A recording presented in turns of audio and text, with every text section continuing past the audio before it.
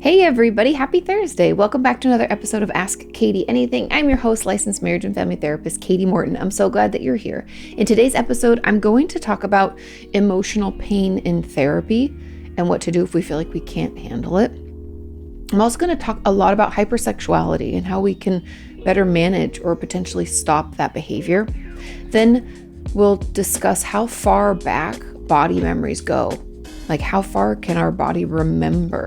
Could it remember stuff when we were like in the NICU as a baby? We'll talk about that. And then I'm also going to explain other mental illnesses that could be helped or better managed through utilizing DBT or dialectical behavior therapy, and what we can do to stop our doctors from blaming our physical ailments on our mental health. Then finally, I will discuss memory and trauma processing and why we can sometimes struggle to recall the simplest of things. Without further ado, let's jump into question number one. Question number one says, Kati, how would you react if a client tried to leave session due to being in emotional pain, and you suspected they would try to harm themselves or even commit suicide? Would you stop them? Or is that not your responsibility? Would you ever get in the way of the door and not let them leave?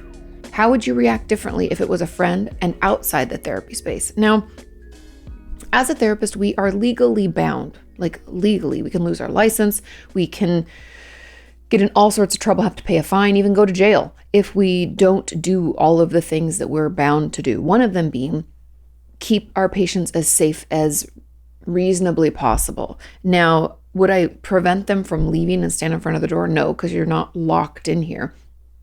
But I would let you know if you were like, I have to get out of here, I'm going to take my own life, blah, blah, blah, blah. And you were actively suicidal and you wouldn't let me calm you down. You would not stay. You wanted to leave. There was nothing. I'm not going to stop you physically, but I'm trying to talk you down and you won't allow for it. And you're like, I'm going to go do this, right? And take my own life. I would call the police. And it sucks, but that's what I would have to do in order to not be negligent. Because as a clinician, if I know this, I'm a licensed mental health professional. If I know that you're going to harm yourself or someone else, I'm legally bound to do something about it. And if I was in LA County, I would call, we're so lucky there. We have the PET team, the the psychological evaluation team. They are the ones that come in cases of mental illness like this. That's who I would call. And that's what I would do. Because I do have a responsibility to take I forget the exact phrasing. I'd have to dig into my law and ethics books, but I'm legally bound to take, I guess it's like it's like responsible measures in order to prevent as much as possible any action from taking place, or warn someone if you're going to harm someone else. You're like, I'm going to kill my husband or something. I have to warn them. And so that's what I have to do, is like take all the best effort to warn and to protect. And then it's out of my hands, right? I'm not a miracle worker. I'm not God, and I can't force you. I can't like strap you down and make you stay. They can do that when you're in a locked facility if you have been 5150'd or hospitalized. You know, I know in the UK, I think they call it being sectioned. I think it's sectioned. Anyway, that they won't allow you to leave. It's in a locked facility. But for the outpatient purposes, you're not. Now, the question, like, would I get in the way of the door? No. Would I react differently if it was a friend and outside? Of course I would. It's different when it's a friend. Then I might even just like refuse to leave them alone. But it's different, right? The relationship dynamics are different. It's also a different type of conversations that we've had. I'm more likely, if it's a friend, to have known them for years and have seen all of these things and maybe know if I've had friends who've attempted to take their own life before. I would know that. I know that already. And so I could react very differently. And I could even be like, come over to my place, and honestly, I could still call the police, or I could still, I don't think it's 5150 when it's not a patient of mine. I think it's like 5002 or something like that, or 5020. But you can have someone at least assessed to potentially have them hospitalized, even when you're not a mental health professional. I don't know if I've ever talked about that. But it's a different number, but essentially means that like if I was worried about my friend's life, I'd call the police too. So it's a little bit different. I'd be a little more aggressive / like I could be more pushy if it was a friend or outside of the therapy office or therapy space. But either way, I want to protect someone and keep them from taking their own life or doing something that in the moment seems like the only choice, but with a little support, they could see that there are many other choices to be made. Okay. Let's move on to question number 2. This question says, "Hi, Katie. How can I put an end to my hypersexuality? I've been struggling with it since forever. I was sexually assaulted as a kid, child-on-child sexual abuse, or sexually abused as a kid, child-on-child sexual abuse at the age of 5 to 6, and I've been hypersexual since. I've been physically abused by a parent because I was caught touching myself in public. Now I more so use it as a coping mechanism." We'll talk about this. "It's what I turned to when I was even ever so slightly irritated. It could be over something so small, like my Wi-Fi is being really slow, or something's annoyingly loud, or when I get into a fight with one of my friends, or even when I can't fall asleep at night. It's disgusting, and I'm so ashamed by it. But it's been so many years now, I don't even think I'll ever stop or heal. Thank you for all you do for this community, Katie." Of course. And there's an add-on on this that's important, but we'll do it secondary because I want to talk about this first. Now, for anybody who doesn't know, when we're sexualized from a young age. Now, remember, I've talked about this, I think last week's podcast, but when we're children, it's natural for us to be curious about our bodies, curious about other people's bodies. It's all very normal. Curiosity is not a bad thing. However, when it's sexualized, when there are sexual acts done to us, that's when it becomes abuse. That's when it becomes unnatural, because children are not sexual beings. We are curious and we're learning, we're developing. We don't know anything about our bodies or this world. And so that's why we're very curious. So when a child, whether they're our same age or older, a lot of times the knowledge of sex and sex acts is what gives them power over other children. So if this happened to you by a child that was younger than you or smaller than you, that doesn't make it less harmful, less abusive. But hypersexuality can come out of that because essentially we were sexualized before we should have been, before it's natural in puberty and development as a human, and our, going past curiosity into actual sexual desire. Because that happened really early, and it was also abuse, we often utilize that as a way to cope because it's the only way we knew to feel good, or it's the only way we knew to feel loved, or whatever kind of lies our abuser told us. We, for whatever reason, I think to kind of make it make sense in our head so that we can move forward, so that we can survive, we utilize that as a coping skill. It's very common. And tons of my patients and tons of members of our community have struggled with this. And it can be embarrassing, and there can be a lot of shame attached to it, again, because it comes out of abuse. And so the real truth about hypersexuality is to, just like any other unhealthy coping skill, something we want to stop, okay? If it's hard for you to talk about this when it comes to masturbation or sexual acts, we can say, something like self-injury or using eating disorder behavior or suicidal thoughts.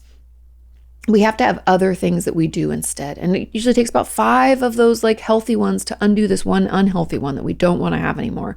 And so we're going to have to come up with other coping skills and ways to manage so that when we feel irritated, agitated, we have other things to do. And I want you to try those other things. Will we maybe go back to our original unhealthy coping skill, the one that we're trying to stop? It's possible. But we have to give ourselves an opportunity to learn another way of dealing. All the while, as we process through this trauma in therapy, the urge to utilize that kind of behavior will get less and less. It's like when I talk about eating disorder behavior, I talk about the root of the root, the actual reason it exists, like the abuse or the neglect, or neglect is a form of abuse. I'm just giving options. Or this horrific accident we were in, whatever the root is of it, wanting to disappear, not feeling like it's okay to take up space. Once we've processed that, so let's say it's trauma and we process through that, then the eating disorder it's not needed as much. A lot of them, what we have to break through in therapy is more habits and having it be our knee-jerk reaction, right? Not putting much thought into it. And so as you work in therapy, the urges will go, they might get worse at first, but then they'll go down. And then they'll go away completely. But in the meantime, we're going to have to try to utilize other ones in a hopes that it can give us at least a little reprieve. I know it's never as good. Why that is, I wish I knew. But I have a video, 25 coping skills. You can look it up on YouTube and you can find it. There are a ton of options in there that you can look and pick ones that work best for you. Okay, now there was a comment on this and it says, Is hypersexuality always related to childhood sexual abuse? Or can it also be caused by something else? How can someone know their sexuality is normal or caused by trauma or something else? Let me just finish, I guess. It says, I've watched porn since I was 9 years old. Is that normal? Or is it a sign of something unconsciously happening at that age, making me hypersexual ever since? Now, hypersexuality, I guess the way that I would phrase it is that hypersexuality itself is fine. If we're adults and we're consenting adults and I like to live a very sexual life, I think my brain automatically goes to like Samantha in Sex and the City, where she enjoys sex with people. She doesn't want to have a committed relationship. She could have sex with a different guy every night. And I wouldn't, as a therapist, if I feel like she's in a good place and she's making these choices in a good frame of mind, I wouldn't judge that. I'm not going to let like some, societal pressures or stigmas or religious backgrounds cause me to judge her. We can be whatever we want to be. As long as we're adults, we're consensual, no one's getting harmed. It's done out of pure enjoyment. There's nothing wrong with that. I know our society wants to judge that, but there's nothing wrong with that.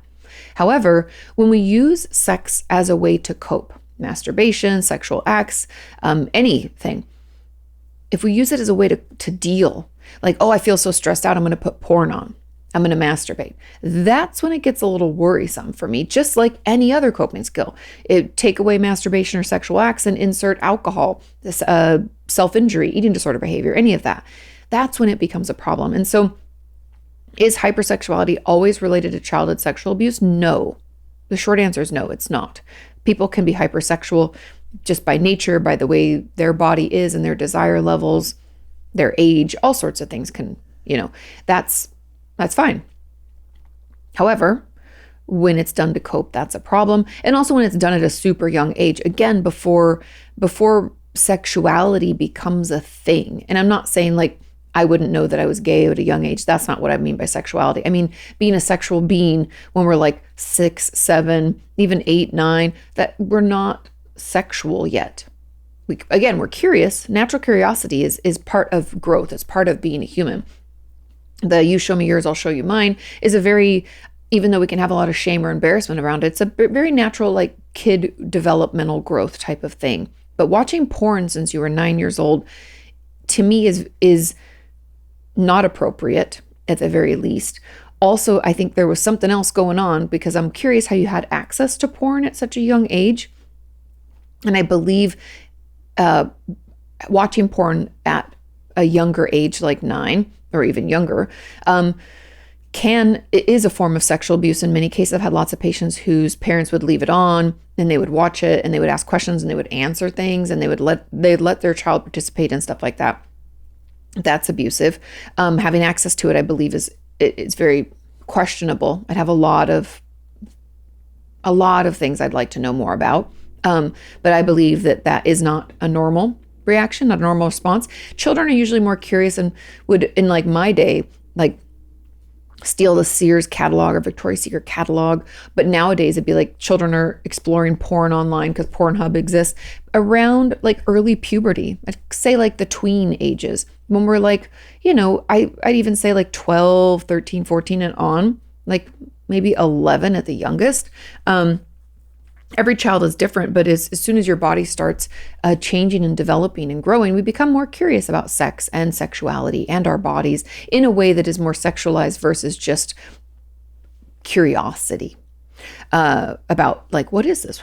Like when we're little. And so, yes, watching porn at 9, I do not believe, normal's a hard phrase, but it's not a normal thing to do. And I'd be very curious about what was happening in your life, how you got access to this, what you even thought about it, what made you turn it on. Do you still watch porn to cope? Again, going back to that coping. If we find sexual acts as a way to like numb out or deal, that's something that's a little red flag for therapy. That's something I would bring up with my therapist to try to figure out where it's coming from and what we can do better to manage. Okay? Moving on to question number 3. This question says, "Hi, Katie. I hope you feel happy today." I do. I hope you feel happy today. It says, "Do you know how far in the past the body can remember potentially traumatic experiences? I was born a preemie at 32 weeks. Not too bad for a triplet." Oh, you were a triplet. That's not bad at all. but still required weeks of care in NICU. We'll talk about this. From what I learned and saw in photos, I was the tiniest of the three and spent the longest time in the hospital. I've been tube fed and covered with IVs. I also went into respiratory arrest when I was a few months old.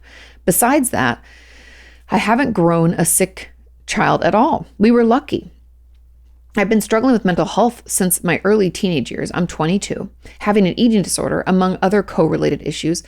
Being tube fed as a baby, a high correlation with eating disorders. We'll talk about this. Gaining weight is really hard to cope with. In my case, it's not so much that I fear the number on the balance going up. It's more that I find myself feeling deeply trapped within my own skin. I wonder if that's related to the being a child. We'll talk about this. In therapy, I once said out of the blue that I felt I was safe within my own body, almost as if it was assaulting me. Oh, that I wasn't safe within my own body. I'm really ashamed because that feeling takes all my place, and therefore I never even was physically or sexually abused in any way. I didn't go through terrible life events. Look at all this judgment. I know I'm not supposed to feel so bad. Could my issues come, at least among other things, from the time in the NICU? I was so weak that they had to take the lead over my too tiny body. In your opinion, could experiences from such a young age have an impact so many years later? A lot of professionals around me kept asking if I'd ever been abused in the past and didn't believe me when I told them no, which increases my guilt. Thank you so much. Now, there was a comment on this that said, I've been hospitalized 3 times as an infant, twice for open heart surgery, and once because I had the RS virus. I was 5 months old at the time. I've had a severe eating disorder from the ages of 12 to 18. Can this be related to the experiences of nearly dying or being tube fed as an infant? Or are those two separate things? These are great questions. I'm going to speak, I'm sure I could dig up research to support this, but the number of eating disorder patients I've had that had some kind of NICU tube fed experience from a young age, the correlation is astronomical, you guys. Off the top of my head, I can think of 5. I'm not even digging deep. I believe there is a high correlation when it comes to infancy being tube fed, being underfed, and the potential propensity for us later to develop an eating disorder. Remember, we can have the genetic predisposition, but we have to have epigenetics, which is like what turns on the gene. It's almost like why it's nature and nurture, not one or the other.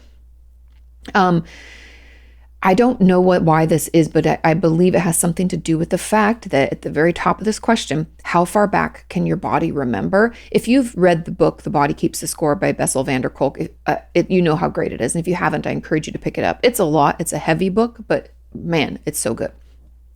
We learn through research in that book that our body always remembers. There's no real timeline.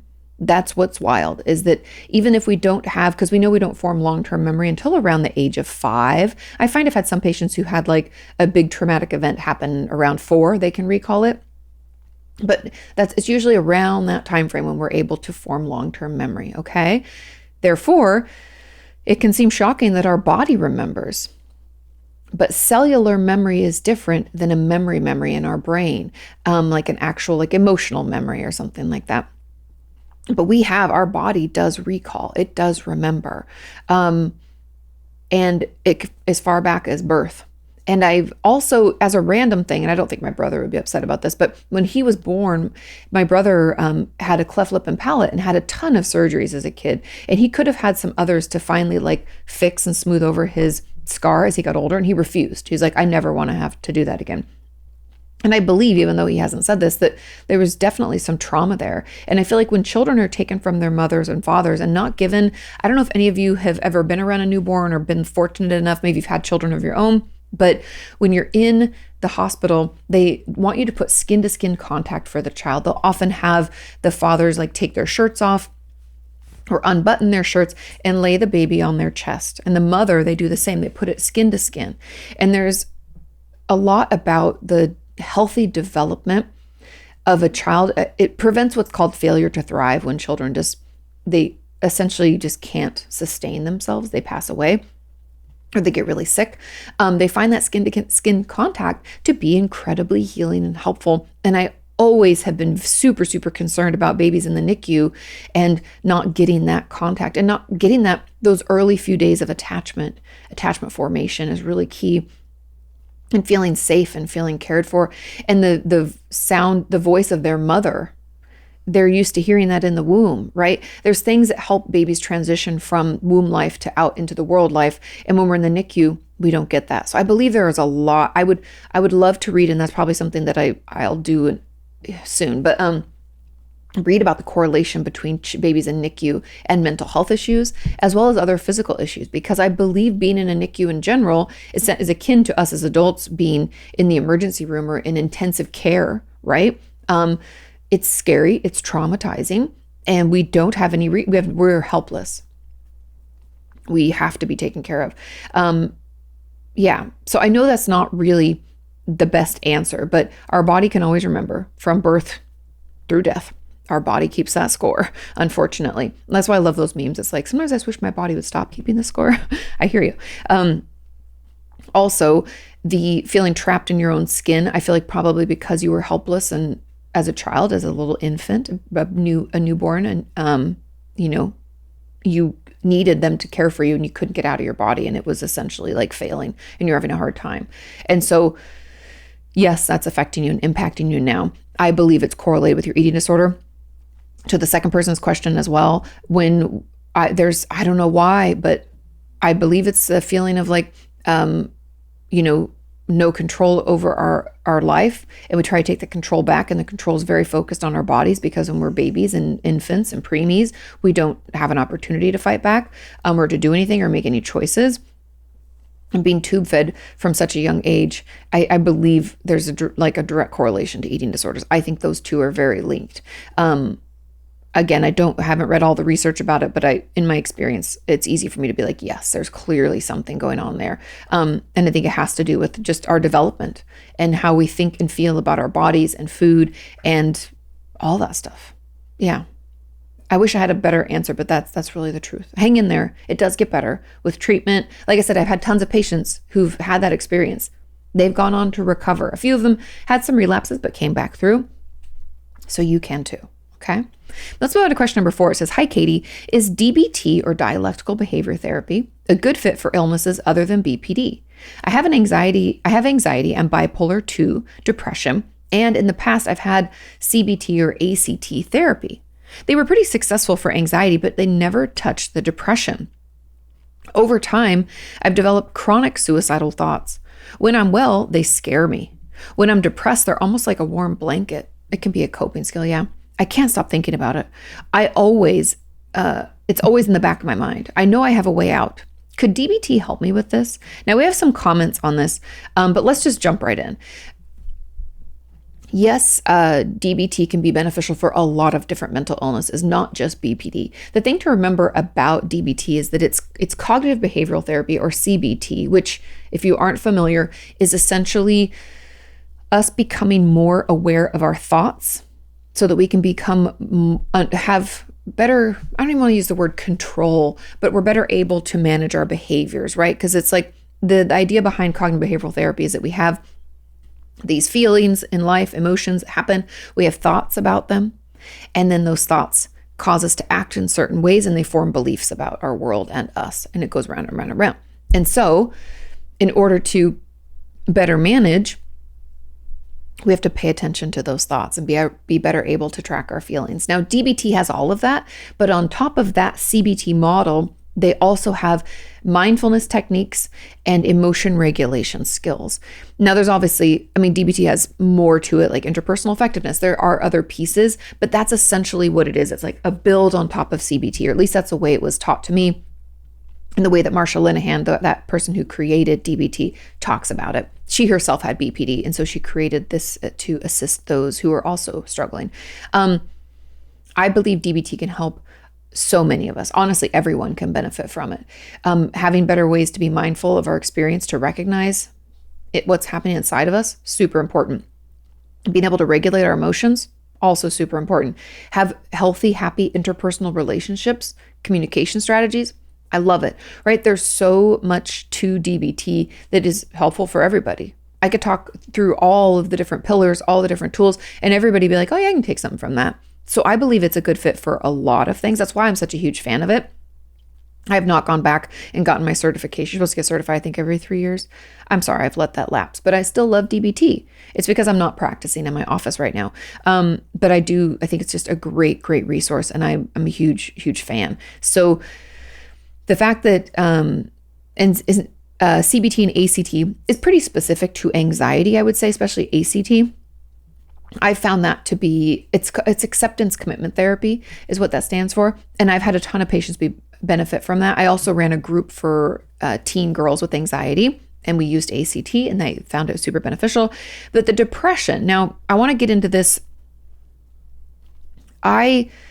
I do think DBT can give you tools to better manage the suicidal thoughts, meaning give you other things to do, have better coping skills, help you put together a safety plan so you're better able to manage the urges as they come up. However, I believe strongly that when the depression feels like it's just not going away and it's hanging around no matter what, that we need to try a different type of medication.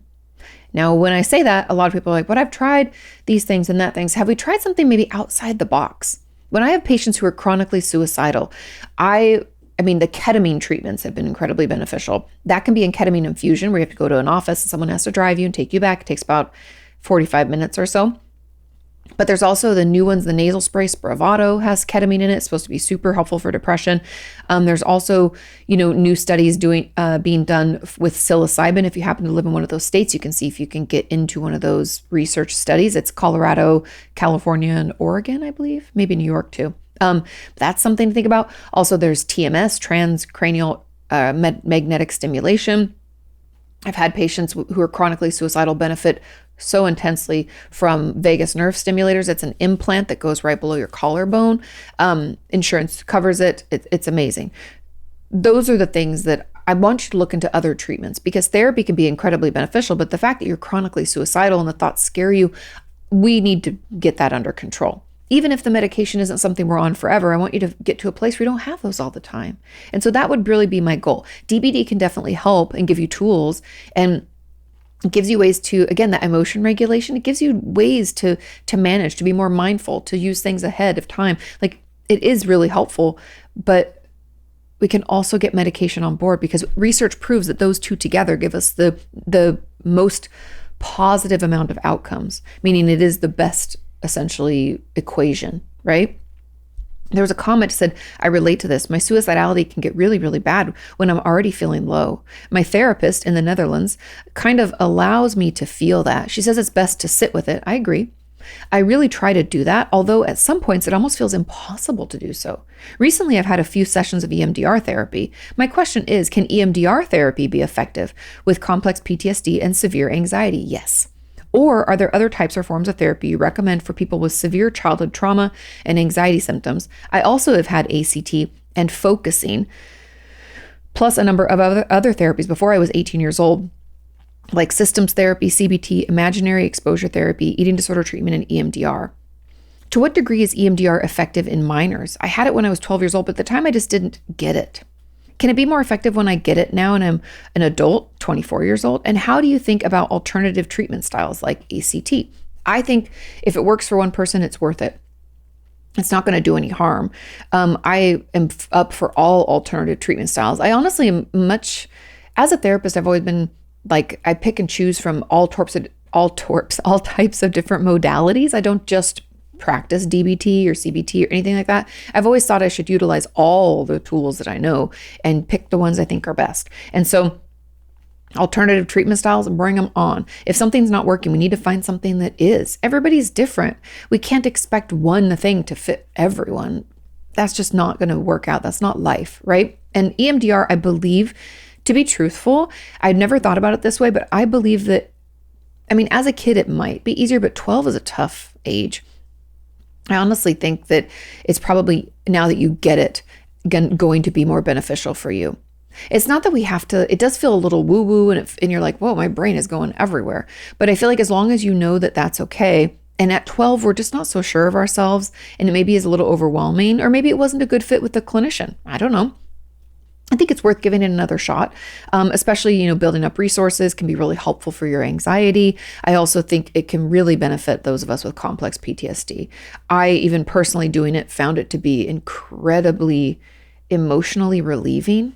Like, being able to talk about painful things and not fall apart just feels like a superpower now. I'm like, wow, why did I wait so long? And so I really do find it incredibly healing and beneficial. And so I might give it another shot. I think that it could really help.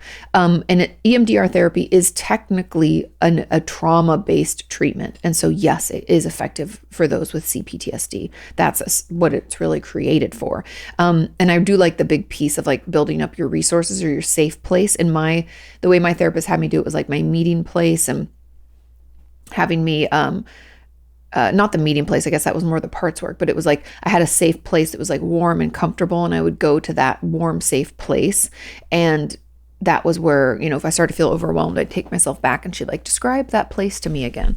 And so it can be really helpful and healing. And I think having that place for you to go to if you get triggered later, because life happens, can be really helpful too. Okay. So love different types of treatment. DBT can definitely help with depression. But let's look into medications too. If we find ourselves still feeling bad, speaking of alternative treatment styles, let's think outside the box on that. Okay. Moving on to question number 5, it says, another question, how did you get doctors to stop dismissing physical health issues and blaming it on mental health? I understand they can go hand in hand, but it's not always the case. It feels discriminatory. It totally is. What's the best way to address this with a doctor? And the gaslighting. God, I have a whole video about medical gaslighting. If you want to look that up, you can look up medical gaslighting, Kati Morton on YouTube, and check it out. Doctors it can be so frustrating. And a part of, not that this condones a behavior, but maybe helps us understand, medical doctors, MDs, surgeons, anybody that you run into in the medical field, even nurses, not psych nurses, but nurses, do not spend a shit ton of time in a psych ward or having a rotation in psychiatry or psychology. They don't ever spend clinical time with patients. I think that's important to know. They usually do a rotation around 2 months, part of their residency in the psych ward only. Which not to say that it's nothing, because it's something, but I really feel like they need to understand clinical work with like people that aren't hospitalized.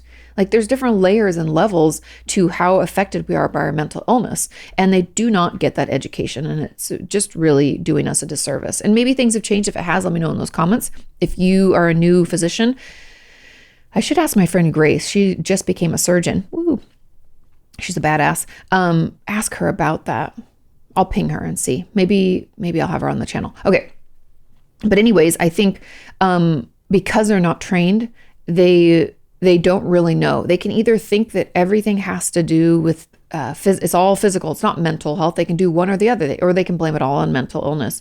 I also get annoyed because when my patients have any kind of health issue, the first medication they throw out and make them stop taking is their psychotropic medication. They don't even check to see like if they have schizophrenia or bipolar disorder or any ailments, anxiety, depression, suicidal thoughts. They have no idea what that's keeping at bay. But they're like, you know what, we can get rid of that. The brain's not that important. It's so ignorant and annoying. And they have huge egos and won't listen to people like me often. Okay. So the best way to address this, I believe, is if you feel able, is to say it up front to them. Be like, I know my body. I'm seeing a therapist or whatever your truth is. But like, I know my body. I've been dealing with mental illness for a while. It's treated. It's fine. I know that this is blank, right? It's like my eating disorder patients. They'll go in, they're like, if they're overweight, like the binge eating disorder, they're like, oh, you have stomach pain. You just need to lose weight. And I'm like, what if it's appendicitis? What if it's, kidney stones, any other number of things. They always want to blame it on something. We just have to call it out and say, I know it's not this. Can you check me for that? Or see another doctor, or bring what I call that pushy bitch in your life, which I was for my grandparents for many moons. And I don't mind doing it because somebody has to advocate for you. Like I remember my papa had COPD and they just kept giving him different inhalers that weren't working. And so I did a bunch of research and I was like, have you considered this treatment and that treatment? And it ended up getting him a different type of oxygen mask and a different type of inhaler because I pushed. I was a pushy bitch. I don't mind. Sometimes we need people to talk about things, to ask questions. You got to do the best you can. And it sucks that we have to do this. I wish we didn't, but you can bring a friend that can do that. You can write things down. You can ask your own questions, or you can try to, if it's available to you, find another doctor, get another opinion. so that we can get treatment. A member of our community actually was told like, oh, you just have to lose weight. And her appendix almost burst. Luckily, she went back to a different urgent care and then to the ER, and then they finally took it out. But like, sometimes we have to push for that, and that sucks. The best way to address it is, if we want to have a conversation with our doctor, do your best to be respectful again, because, they're a person too, but also they can have egos, and just say something like, I feel like you've been dismissing my physical ailments and saying it's mental illness. And I know what my mental illness feels like, and I know how it can manifest. Can you please check to make sure that it's not this? Because I think it's a physical problem, not a mental problem. We have to push, because the gaslighting and the minimizing and the invalidation, it's so frustrating. And I wish there was a better way, but other opinions, pushing, having someone in office with us that can be that feisty person, all of that can be really helpful. And feel free, if any of you have gone through this too, leave some comments below on how you better managed it, because unfortunately, you're not alone in it. Moving on to question number 6. This says, hello, Katie. Thank you for all you do for this community. Of course, happy to. What is going on with my memory? I've been doing trauma work with my therapist for a while now, and all of a sudden, I can't remember what I've shared with her and what I haven't. Why is it so hard for me to share new memories of the trauma with my therapist? I fully trust her and I know she's safe. Why do I go into a shame spiral and then push her away after I share something new? Will this go away with time? Yes, it will go away. But let's talk about this. Now, a big piece of trauma, for those of you who don't know, is when we feel like we can't fight or flight, right? We can't fight our way out or run away. We go into freeze. And in freeze is often where PTSD is born. And the reason is it's a very hopeless, helpless place. And so when we go into freeze, we dissociate. When we dissociate, we have what is called a dissociative fugue. And that is when essentially memories aren't formed. We don't have memory of that time. They can be really intense. Some people can not remember huge chunks. Some people might not even remember their past self. There's different layers to this. But for the sake of this question, just know that often when we're traumatized and when we're processing that trauma, our brain it's wanting to dissociate, or it is dissociating. And we're not able to form any of that memory, or at least log it away. And so in treatment, so that's what's happened with the trauma, when the trauma is happening. When we go into therapy and we start working on it, it's a lot of times it can feel like we're reliving it to some extent. We have better tools. Hopefully we're able to stay present. We're not dissociating, but sometimes we do dissociate. I'm curious if you feel like that's happening with you, because it has nothing to do with your therapist not being safe or you not being able to trust her. I wonder if you're dissociated in session and not realizing it. That might be it. But also just trauma itself can be so overwhelming to our system that we can struggle to recall because it's so stressful. For those of you who don't know, when our stress response is triggered, that's our fight, flight, freeze response. Doesn't mean we dissociate, but it means that our amygdala sounds the alarm. Our limbic system goes in hard. It's whoa, whoa, whoa. And when that sounds, when that is firing, our prefrontal cortex goes offline. And our prefrontal cortex is really what helps us form organized thought, plan for the future. It's this kind of like the adult part of our brain in some ways. It's part of our personality. So there's a lot of shifts and changes in our brain when our amygdala is firing. And I could argue that when that is happening, we aren't really thinking clearly. We're thinking purely for survival. And that might mean that those memories just are not formulated. They're not put together to reference Inside Out or Inside Out 2. It's like not rolling it into a marble and placing it away. It's like throwing the marble on the floor and it's like shattered because we just don't have the bandwidth to process it at that time. And so there can be a lot of different reasons that your memory is affected. But memory and trauma, again, going back to Bessel van der Kolk's book, Body Keeps the Score, it's so closely linked because essentially it's overwhelming to us. We don't really know what to do. We're just trying to survive. And so sometimes our brain is in an effort to protect us, doesn't form memory. And so my main question, I guess, for you, something that you're going to have to assess is, do you think you're fully present in therapy, or do you feel like you're slipping away, like kind of spacing out, like eye contact is difficult? Maybe you kind of forget where you are. That could be feeding into why it's hard for you to remember. You could be dissociating. But also, if you feel yourself getting really stressed out, really maxed out, that could be affecting it as well. And so just check in with yourself and maybe let your therapist know this is happening, because my gut says at the very least, we need to have some better ways to cope with what's coming up because it's maxing you out. Whatever it is, it's causing you to not even be able to remember what you talked about. And, And that means it's too much. It's too much too fast. Maybe we need to slow it down. Maybe we need to beef up some of our coping skills or anything in between. Okay? But I do believe, yes, it will go away with time. I'm glad you have a wonderful therapist that you trust. That means so much. It'll get better. Hang in there. Okay? Thank you all so much for listening and watching. Thank you for sharing this podcast. Thank you for sending in your questions. Thank you for being part of this community. Have a wonderful rest of your week. Do your homework, and I'll see you next time. Bye.